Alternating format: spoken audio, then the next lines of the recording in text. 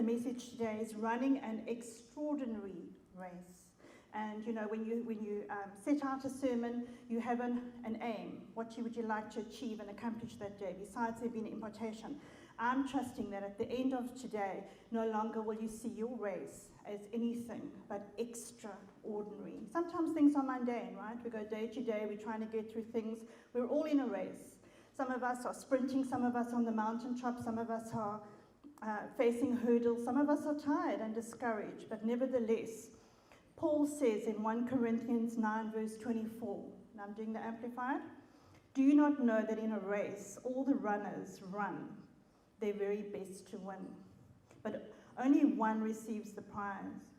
Run your race in such a way that you might seize the prize and make it yours. So I want you to think of this whole sermon in terms of you running a race, your course in life. And I was challenged this week because, let's face it, many people are battling. Some people haven't received their financial miracles, they haven't received their healings, they're going through stuff, and it can become deflating, can't it, when you see this and you look and you're hearing.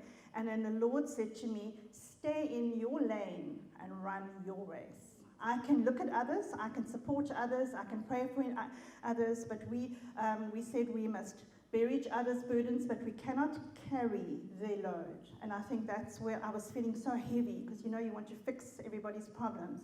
We're all running our own race. So it's a life journey. I want to introduce somebody to you today. I'm going to read, I'm using the communal glasses from Celeste because I can't seem to see. So let's go. Somebody that ran an extraordinary race. Okay, so we're going to pick it up in Joshua 2. Then Joshua, son of Nun, secretly sent 2 spies into Shittim. Go look over the land, he said, especially Jericho. So they went and entered the house of a prostitute named Rahab, and they stayed there. The king of Jericho was told, look, some of the Israelites have come here tonight to spy out the land. So the king of Jericho sent this message to Rahab, bring out the men who came to you and entered your house, because they have come to spy out the whole land. But the woman had taken the 2 men and hidden them. She said, yes, the men came to me, but I did not know where they had come from. At dusk, when it was time to close the city gate, they left. I don't know which way they went. Go after them quickly. You may catch up with them. But she had taken them up in the roof and hidden them under the stalks of flax she had laid out on the roof. So the men set out in pursuit of the spies on the road that leads to the fords of the Jordan. And as soon as the pursuers had gone out, the gate was shut. Before the spies lay down for the night, she went up to them and she said, I know that the Lord has given you this land, and that a great fear of you has fallen on us, so that all who live in this country are melting in fear because of you. We have heard how the Lord dried up the water of the Red Sea for you and when you came out of Egypt, and what you did to Sihon and Og, the 2 kings of the Amorites east of the Jordan, whom you completely destroyed. When we heard of it, our hearts melted in fear, and everyone's courage fell because of you. For the Lord your God in heaven, the Lord your God is God in heaven above and on earth below. Now then, please swear to me by the Lord that you will show kindness to my family, because I have shown kindness to you. Give me a sure sign that you will spare the lives of my family, father and mother and brothers and sisters, and all belong to them, and that you will save us from death. Our lives for your lives, the men assured her. If you don't tell what we are doing, we will treat you kindly and faithfully when the Lord gives us the land. So she let them down by a rope through the window, for the house she lived in was part of the city wall. She said to them, go into the hills, so the pursuers will not find you. Hide yourselves there 3 days until they return, and then go on your way. Now the men had said to her, this oath you made, I swear, will not be binding on us, unless when we enter the land you have tied the scarlet cord on the window through which you let us down, and unless you have brought your father and mother, your brothers, and all your family into your house. If any of them go outside your house and the street, their blood will be on their own heads. We will not be responsible. As for those who are in the house with them, their blood will be on our head if a hand is laid on them. But if you tell what we are doing, we will be released from the oath you made us swear. Agreed, she replied. Let it be as you say. So she sent them away, and they departed. And she tied the scarlet cord in the window. When they left, they went down into the hills, and they stayed there 3 days until the pursuers had searched all along the road and returned without finding them. Then the 2 men started back. They went down out of the hills, forded the river, and came to Joshua, son of Nun, and told him everything that had happened to them. They said to Joshua, "The Lord has surely given the whole land into our hands. All the people are melting in fear because of us." Interesting story. It's almost a story you could make a movie in, the scarlet thread, the woman hiding. But here's the thing. The background to this, if you go back, Joshua and Caleb have now gone through, right? They're the 2 spies, and they're ready to possess the land. They're ready to take the lands of Canaan. Why? It's not just the inheritance, but those lands in Canaan, those Canaanites were wicked, evil people, so judgment was coming. So here we start, and Joshua is now getting ready. The Lord is now getting ready to deliver the lands of Canaan. And he sends 2 spies out. He says, go check the lands out, especially Jericho. Okay, Jericho was walled. They were the Ammonites, wicked nation, powerful nation. Okay, and so just go and look what's going on. I found it quite interesting that he didn't send 12 out. Maybe he learned his lesson and thought, listen, I'm not sending 12 out of spies this time around. I'm only going to send the 2 because I don't want 10 bad reports. So he sends 2 spies. And where do they come to? They land up at Rahab's house. Okay, so Rahab's house was in the wall of Jericho. So they land up there, and I used to think in my own life, what's the chances of them landing up at Rahab? Because God's going to use Rahab. It's going to turn her life around. There's no ancient Hebrew word for coincidence. There's only a word called quara, which means being at the right place at the right time. I believe that. I believe that those people were divinely sent there. Why? Because God saw her heart, Rahab's heart, and he wanted to use her. And so he wanted to visit her. He wanted to do something extraordinary. And that's the same with us. God sees our hearts. Are we expecting divine appointments? And there's so many biblical examples, but if you think about it, Jesus so happens to go to the well, and there's the Samaritan woman there. He speaks to her, she goes to a town, the whole town gets saved. That was a divine appointment. Joseph, his whole walk was a divine appointment, even going to Potiphar, going to jail. There's so many stories where you have the providence of God working. And my examples, just recently, I mentioned last week, my daughter went to court, she needed a lawyer, and here we go for coffee afterwards, and who sits next to us? A lawyer, absolute stranger, who offers to help her for free. That was a divine appointment. What about my daughter going to the health shop, needing health products? And she goes in with Mark, and they come out with about 1,500 plus worth of free products, because it just so happened the owner of the shop came in. That's a divine appointment. What about my daughter Karin? I'm just giving you recent examples. Funding didn't come through. She's short. She has 2 days to register. She has to, I think they said 29,000 or whatever. She goes to the postgrad office and she starts crying in the office. A lady behind the counter takes pity on her, calls her aside, pulls some strings, and she pays 12,900 rand in the next day, and that's how much we had. That was a divine appointment. Okay, so what am I saying here? I'm going to give you 6 keys. The first key, expect divine appointments in your life. You know, the word says the steps of the righteous are ordered by the Lord. Psalm 37 verse 23. When you get up, might be an ordinary day, you might be walking to shop or to the bank.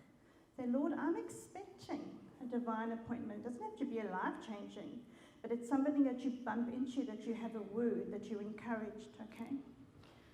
Psalm 5 verse 12, for you, O Lord, bless the righteous one. You surround him with your favor as a shield. I often say that. I thank you today for favor. Thank you for divine appointments. I thank you for favor. I thank you that my steps are ordered by you. So, the first key, expect a divine appointment, right? Anticipate it, speak it out, all right? You're in an ordinary world, but you'll be walking on an extraordinary journey. Okay, the spies come to her and knock on the door. She opens the door. She's a lady of the night. She's a prostitute. She's used to men coming around, okay? And she lets them in. She must have picked up their accent, although she could communicate with them. She must have known they were different, right? They weren't her clientele, per se. And what does she do? She has a choice then, to let them in and hide them, or slam the door and say, no ways, I'm not going this way. There's just too much fear involved on my side. I can be killed for this. But she brings them in and she hides them. And the second key, opportunity knocks for us. Many, many times, opportunity knocks. And we have a choice to open the door of opportunity if we know it's the Lord, or we have say, no, not now. You put it off. Or what is the barrier to that? Fear. It's too much of a risk for me. It's above me. So I'll give you some examples from me. So my daughter, she got into Silwood Cookery School. She was going to a counsellor. She came home and she said, hooray, I found what I want to do. I want to go to Silwood. And I thought, okay, it's not going to happen because Silwood's the most expensive cookery school in probably South Africa. But she was excited, and I didn't even have the 1,000 rand for the application. I think I juggled it, thinking, okay, well, I'm going to act on it now. The door has opened for her, and she got in. And you know the story. Every month, I needed 11,000 rand for her, and I never asked one person for that money. And every month, the money came in. So she completed year 1. She then decides there's only 2 spots open for year 2. I thought, no ways, I've run this marathon this year. There she gets into year 2, and I had exactly the same. But I'll tell you why it was easier, and this is where I'm going with opportunities. The Lord's not going to present an opportunity that you're not going to be able to do. Because when we came from America, my children had no school to go to. And because they'd been in the American system, we were going to do homeschooling. So we landed up at a shop Park and Shop in Meadow at a shoe shop. And the guy recognized Bianca's accent, and he said, are your children at the American school? Never heard of that school. Didn't even know there was one in South Africa. We'd been out the country for 10 years. When I drove past, I thought, sure. Anyway, we went for the interview, and they wanted a 50,000 rand seat deposit. So there was an opportunity for my children to go to school, right? And they filled in the application form. I was trying to get the one child to go to Abbott's, which would be much cheaper. And they got accepted. And the money came in. So based on that, do you understand? Based on my experience of God coming through for my children's education in the past, it was easier. It was still the same thing, but it was easier because God, I walked that beach in Noordhoek every month, really. And God came through for both my children. My one daughter was there for 7 years at the American International School because that's where God wanted her to be. So scriptures with opportunity. Ephesians 5 verse 17. Be very careful how you live, not as unwise, but as wise, making the most of every opportunity because the days are evil. Okay, do you do that daily? Every opportunity. Somebody might just need a kind word and make the most. Be mindful of that. And then Paul says, 1 Corinthians 16 verse 9, he says, for a great door of effective ministry has opened up for me, and many oppose me. So here's the thing, count the cost. When the opportunity comes, going to be backlash. I was stressed, boy. It's the night before type of thing. Are you going to come through, Lord? When are you going to come through? I'm not asking you not the problem, it's how you use people. Are they going to come through? So those opportunities are not without challenges. Okay, then we must be real. We must say, listen, I believe a door has opened, an opportunity, and I'm going to stay the course because He's going to test your faith. God will not open a door and then shut it. I don't believe that. In fact, I always tell the Lord that. Lord, you don't open half a door. I'm the one that must come in line. Now you've got to make sure that the door's of the Lord. And often you get confirmation. But if God opens a door, He's going to take care of the rest. So the opportunities require action. The Lord might bring an opportunity your way. You also then have a choice what you're going to do with that, right? She made a choice. She counted the cost. She would have been killed. But she opened the door, allowed them in, and then she hid them. So key number 2, make the most of every opportunity. You don't know where those opportunities are going to lead you down the line. You have a choice, okay? Number 3, she goes up there, she's hidden them. She's now deterred the authorities. Amazing how they were on it so quickly, and they said, look, the spies are here. She lied. That's a whole other thing. People are going to say, oh, well, character. But she goes up before they sleep, and she says to them, I know what's going on here, because we've heard, our whole of Jericho's heard what you did 40 years ago, what the Lord did when He parted the Red Sea, when He killed the giants, the miracles. She said, we're all in fear.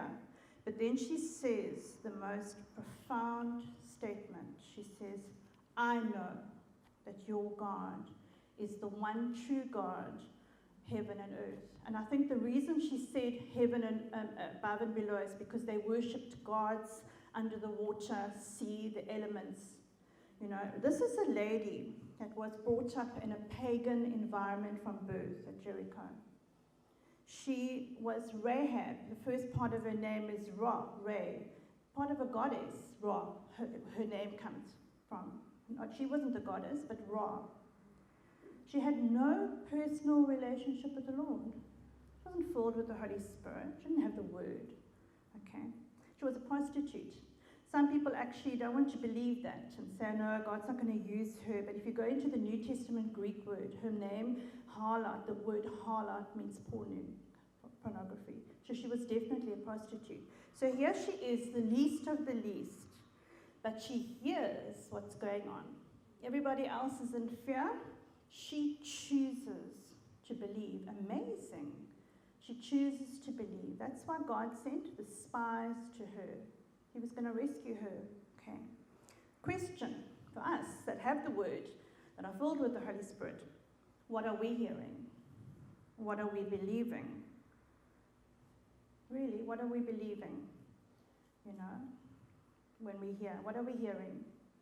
It's so important when you're going through some things to just ask the Lord for a rhema word that you're going to hang onto, that's imparted to you for that situation. It's one thing reading a story, the logos is the written word, but you need to say, God, I need a rhema word, because when the flood comes and your belief system is challenged, you will never deviate once you have it, and you have it, and you have it. Amen. So, very important what we're hearing, and what we're believing, and then what we're speaking. Because as a man thinks, so is he.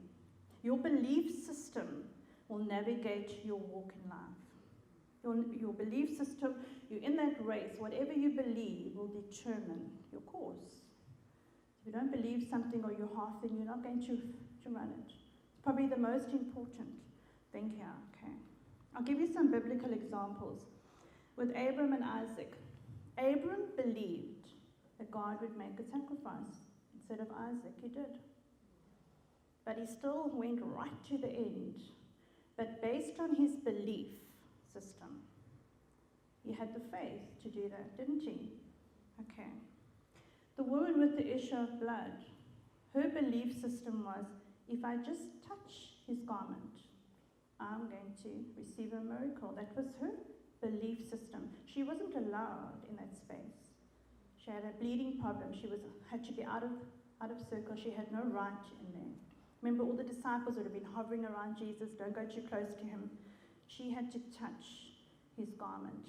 And that word garment, the hem of his garment, is actually the titsi, which you can translate it to the word. She just needed the word, and she knew she would be healed. What about the centurion? He went to Jesus. He says, my daughter's dying. Don't even come. Just give me the word.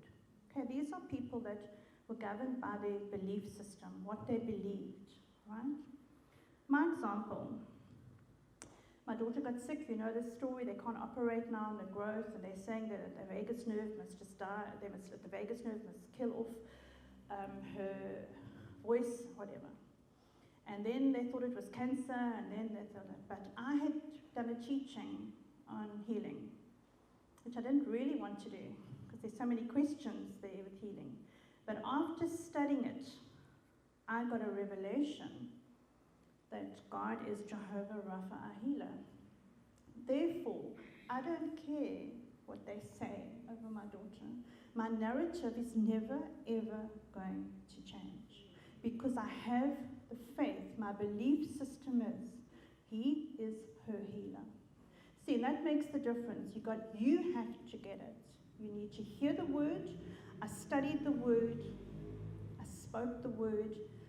And I don't even look up.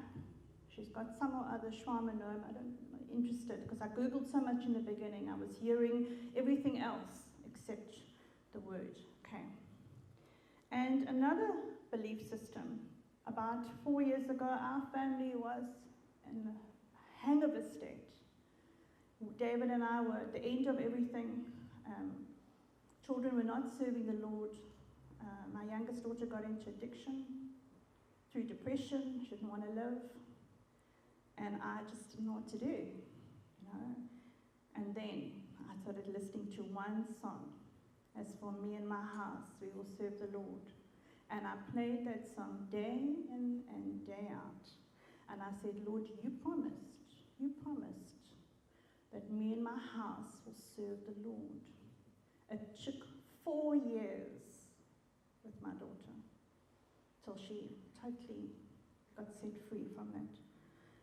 But my belief system carried me, contrary to all the dramas, right? You have to get into the word. So faith comes by hearing, and hearing by the word. So my third key today is get into the word daily. Don't skip out on this. Study and study until you get it. It's lovely listening to messages. I love preachers, but there's just something special about getting it to yourself and making words and digging it up and looking at root meanings. And so the first key, let's go back. The first key is expect divine appointments. I do. I'm excited to expect. Even little things can be a big thing, right? In the shopping, I was in Blue Route the other day, and a girl was frantic. She was at work at Blue Route, and she lost her phone in one of the stores, and she was in an absolute state because she knew it was gone.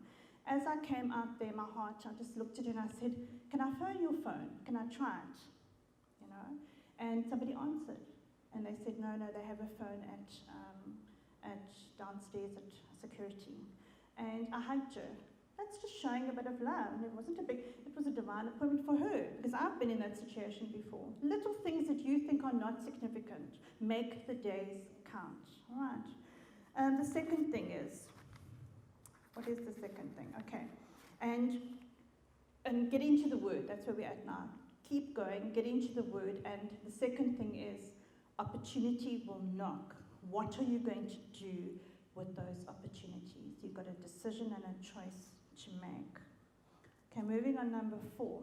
So she's talking to them, the spies, they're going to sleep, and she said, listen, I was kind to you, so I'm asking you to be kind to me.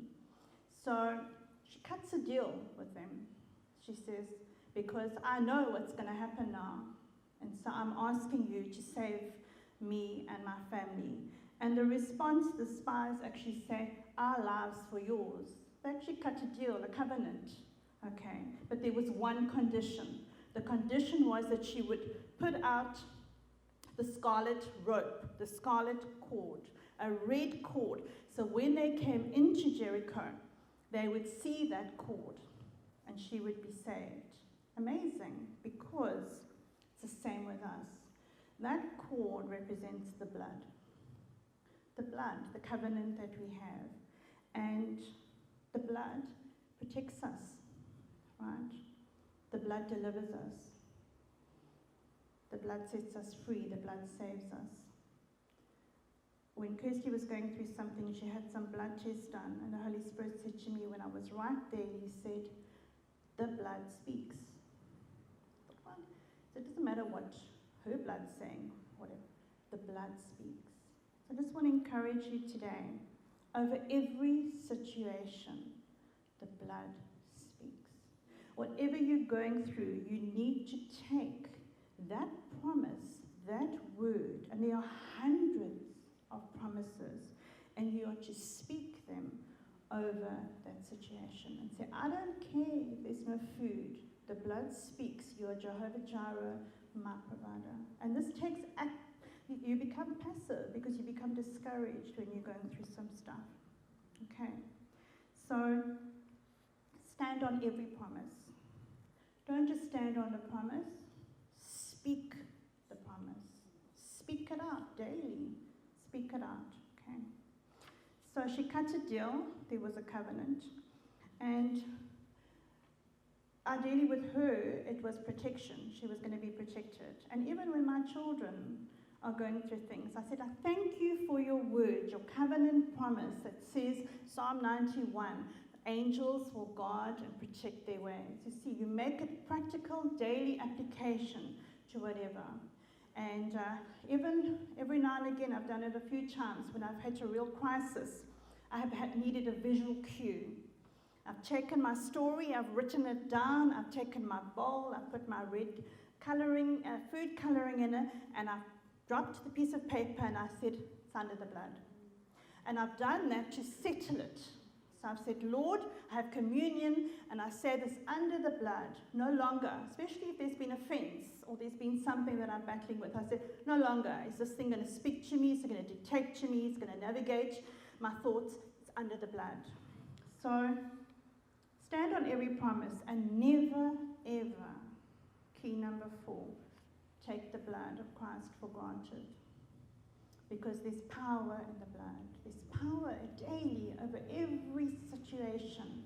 It's found in the blood. Amen. So we go on to number 5. And she had a choice also, because she says to them, don't only save me, right? Not only me, my family. My father, my mother, it could be the cousins. I want them all saved. And he says, okay, you will all be then saved as long as you're in the house. You're covered where we see the cord. And as you're running your race today, are you self-centered or are you God-centered and people-centered? Because she looked out for her fellow man. She looked out for her family. And today there are so many pressures, so many distractions, so many things we're going through. But at the end of the day, the only thing we can take with us are souls. So I like to think, that's why I say, make every day count. Because it brings me a lot of joy to reach out to somebody in some way. It makes life a lot more worthwhile when you're running your race and you see somebody stumbling. So one of my daughters is pretty tight with money, I would say, and which is fine. And she told me yesterday that her and her son were in a shop and they were paying for something, and a little girl came running with a toy, and she only had 20 rand, so she gave the 20 rand to the teller, and the lady said it's not enough, it was 30 odd rand. And then the brother came with this little red truck, and he didn't have money, but he was now adding on. The mother got into a state, and she said, put it down, put it down. So my daughter followed the mom and to the door as they were leaving the shop and said, can I pay? And so the woman was shocked. So she went back, my daughter paid, and the mother came to her and said, "You've no idea." But here's the thing. Her son had tears in his eyes. My grandson saw all of this. And so that's exciting just to hear that she wasn't so focused on herself. A little thing, but a big thing. But she's teaching him now to look outward. Okay. Even when David and I do the blanket drive and the food, you know, we go in the car and we give out. It brings us great joy, great joy. These are people that are the least of the least, living on the streets. We don't ask for anything in return. We don't expect any thank you. We just do it. And it's lovely to be part of something like that. We are the light and the salt of the world. So daily, I believe we should be reaching out to people, especially those around us. When I did the teaching on heaven and hell, just the thought of one of my family or friends going to hell set me on a whole different course. The whole trajectory changed because the thought of them going somewhere else, you know, I became much more compassionate, showed a lot more grace, fought more. Okay. So walk in love, key number 5. Walk in love. Walk in love for your fellow man. You might say, "I don't have anything to give." No, you can have a kind word. You can pop an email. You know, I feel very, Jacko and Tish, we've been friends for almost 30 years. I can't help Tish every day, but I can pop her one line and say, "How's Jacko today?" You know, just to feel. Love carries, we all need that. So she looked out for her fellow man. Okay, so now they're going to come in. So we don't know when. So remember, she's got all her family. She's got them in the house. She's got the scarlet thread. Because Jericho is only taken 4 chapters later. So there's a time. So I'll just drop that in there. The timing is a big thing. That could have been another point. But hang on, because sometimes you're tested. Your faith is tested. And all this is going on, and yet you don't see the fruition of the opportunity of the open door. And that's when some of us bail. And just before the time that something's happened, and I'll never forget this lesson. A lady that passed away, Charlotte Cronk, she came down to, I was about 20, and she said, "And you know, it's like when Daniel was praying and the angels," and she said, "It was like me." And I said, "Lord, I need tires for my car." And then she said, "And I would thank the Lord, and then the tires wouldn't come." And then she would say, "No, don't, obviously it's not going to happen." And she said this went back and forward. And she said every time she spoke against the promise, the delay was further and further. And I never forgot that. And I thought, hang on, be careful what you're saying in that time between the promise, your action, but not necessarily the result. Okay. And the next point, is faith is a catalyst for miracles. So miracles, not olden days. Okay, what happened was, when they came into Jericho, remember, I believe it was the angels, because they marched. Remember, they marched around in silence for 6 days, and on the 7th day they shouted. The walls came down, and then they only entered. So they would have only seen Rahab's when they entered the thread. But here's the thing, her house was in the wall, so her house must have stood. Otherwise they would have all been crushed. So faith is a catalyst for miracles. Okay, give you some examples. What happened with the woman with the issue of blood? She acted on her faith. She was determined to touch the garment. She was healed. Peter, when Peter believed, he walked on the water. Okay. The centurion, he believed, and when Jesus said the word, his daughter was also miraculously healed. When you flow in faith, miracles are going to happen. It's part of God's plan. Okay. Angus Buchan, the guy that did Faith Like Potatoes, when he started planting potatoes, it was a drought, and everybody laughed at him. And they said to him, "There's absolutely no ways this is going to work." And he said he went through quite a lot. Everything was against him, the soil, the climate, the drought, and whatever. And he had an amazing harvest, supernatural. If you look at the potatoes, he had faith, he had heard from God, he planted the potatoes, he had to wait that time, and and the miracles took place. Smith Wigglesworth, all those people, those generals, they had to have faith to go up to somebody and punch them and say, wake up, and the person comes back to life. Faith precipitates. Faith is a catalyst for miracles. If you are walking a journey of faith and God has told you and you have confirmation, so you're not acting in presumption, right? You're not saying, well, I believe I'm getting the $1 million by the end. It might be so, but if you've got that rhema word and God has given you and you hang on it, the miracle will take place. God is a miracle working God. Okay. Scripture, Mark 9 verse 23. All things are possible for those who believe and trust in me. All things are possible. I looked at my family, I just want to check out of there that time. I thought, Bianca is a walking miracle. She really is. Besides the finances that have come through for us, and many other things. And we all have testimonies, okay? So what happened to Rahab? So it says her and her family got saved. They got protected. They were protected. They got saved out of Jericho. And they became assimilated into the Israelite tribe. She goes on to marry Salmon. So she goes on to marry Salmon, but it doesn't just stop there. She's mentioned 3 times in the New Testament. That's quite a big deal, okay? The first time, Matthew 1 verse 5. Salmon, the father of Boaz, whose mother was Rahab. Boaz, the father of Obed, whose mother was Ruth.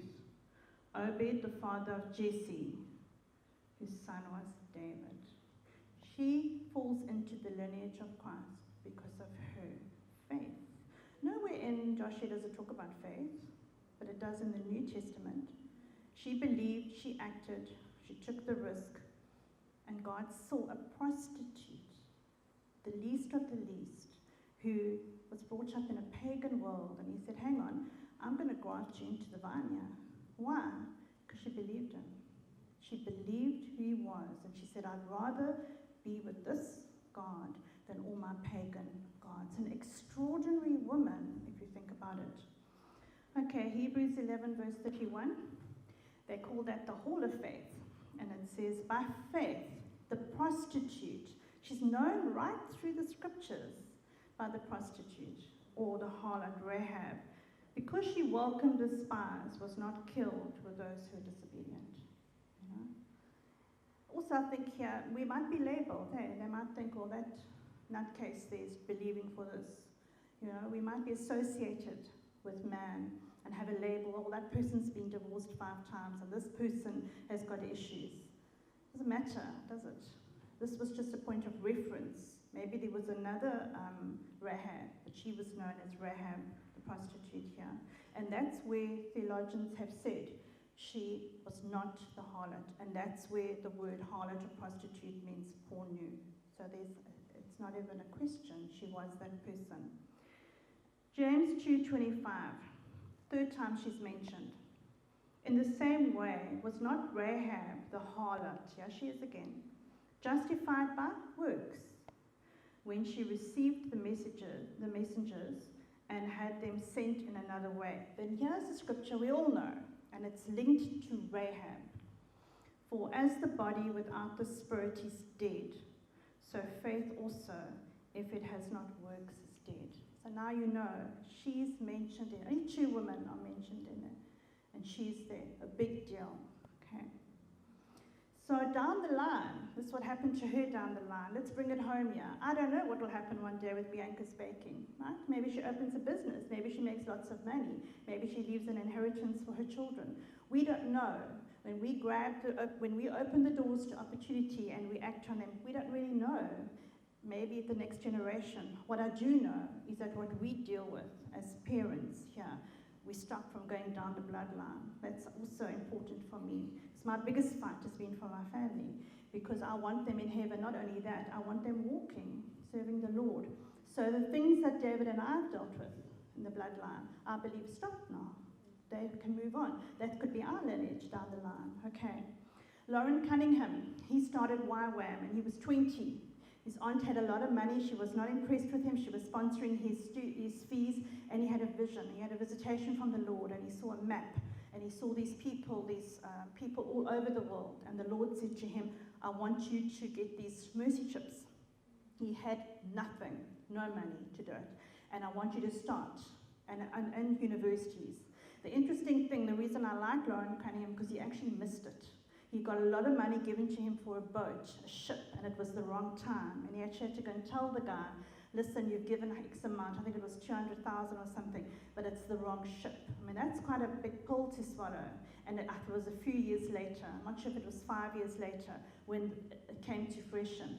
But as it is now, YWAM has 20,000 people working, and they all live by faith. That's quite a thing down the line. God gave one 20-year-old a vision, and his aunt was not impressed with him. So they didn't understand, and he went through, okay? Who knows down the line with us what we're going to leave to the next generation? Just by being obedient, by trusting, by standing. So in conclusion, Rahab was one ordinary person that lived an extraordinary life, right? Why? She believed in God. She opened the door to opportunity. She fought for her family. She experienced miracles, and she would be going on to be part of the lineage of Christ. Where are you today in your walk? The Lord showed me, even before I started, that we're all in different places. We're all in the race, the walk of life. Some of us have sat down now, we're tired, our feet are sore. Some of you are facing hurdles, and some of you are procrastinating. Some of you are off course, decided to go somewhere else now, just for a while, because it's easier there. We're in different places. Some of you on the mountain, some of you in the valley. Okay. But I want to encourage you today. God has a plan for you. An extraordinary plan. Does not matter about what's before. Right? We're here. The fact that we're all still here is because of purpose. Right? Jesus had 3 years of ministry. That was it. Sometimes I also think, I'm almost 60, I missed it, this, and I often go through that. The Lord said it can take one sermon to set somebody ablaze. It can take one opportunity, one thing, one encounter, and it can change the course of history even. So Billy Graham was very shy. He didn't want to preach. He was a student, but he didn't want to minister. So there's somebody pulled out that night, and they came to him and they said, Billy, will you preach? And he said, no. If he had missed it then, maybe, but he then said, come, Bill. That was the start of his ministry. Just one opportunity, and he grabbed it and he realized, this is what I'm called to do. It doesn't make it easy. This is what I'm called to do. So, if you can embrace these keys. Number one, expect divine appointments. Can you wake up tomorrow and going on and say, I thank you, my steps are ordered by you. I thank you for divine appointments. I thank you that your favor rests upon me. Okay. Take on when the doors of opportunity come. Say, Father, give me an opportunity, and let me just accept it. Okay, walk through it. Count the cost, knowing that God opens doors that no man can shut. Spend time daily in the Word. It's a discipline. We're called to be disciples. When I started praying a month or two ago, the Lord said an hour. And I thought, it's works. No, it wasn't. I was learning a discipline. And now it's easier. And that's not for everybody. He just told me, that's your time now. I want you to set an hour apart, okay? Speak out your covenant promises daily. What do you need now? Where are you going? Speak it out, okay? Anticipate miracles. What a testimony when the miracles happen. And then God gets the glory. Okay? And walk in love always for your fellow man. Every day, walk in love. And then when we get to the end of our road, like Paul, we'll be able to say, Paul says in Timothy 4 verse 7, I have fought the good fight. I have finished the race. I have kept the faith. Let us be those people. when we get to heaven, the Lord would say, well done, good and faithful servant. You listened to me, you believed in me, you acted, you took those opportunities, you paid the cost, you walked in love, you spent time in the Word. You did it.